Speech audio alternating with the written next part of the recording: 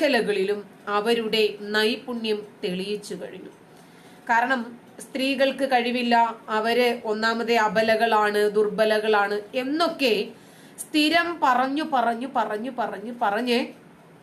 അവരുടെ കഴിവുകളെ ഇല്ലായ്മ ചെയ്യാനും അവരെ നിരുത്സാഹപ്പെടുത്താനും ശ്രമിച്ച പുരുഷന്മാരുടെ നെഞ്ചത്ത് പൊങ്കാലയിട്ടുകൊണ്ട് ഒരു താത്ത വരുന്നുണ്ട്. സ്ത്രീകൾ ഒരുപാട് ഉയർന്നു പോയി. എല്ലാ മേഖലകളിലും അവർ അവരുടേതായിട്ടുള്ള ഒരു നൈപുണ്യം കൈവരിച്ചു കഴിഞ്ഞു. എത്രത്തോളം എന്ന് പറഞ്ഞാൽ പ്രധാനമന്ത്രിയുടെ തന്തയ്ക്ക് വിളിക്കുന്ന രൂപത്തിൽ വരേക്കും അവർ വളർന്നിട്ടുണ്ട്. ആ വളർച്ചയെ നമുക്ക് കൈയടിച്ചൊന്ന് പ്രോത്സാഹിപ്പിക്കുക കൂടി വേണം. കാരണം പിന്നീട് നമുക്ക് നോക്കാം. എന്തായാലും അസ്സലാമു അലൈക്കും. എൻ്റെ മുസ്ലിം സഹോദരന്മാരോട് ഞാനൊരു ചോദ്യം. നിങ്ങളെല്ലാവരും ഇതിനെതിരെ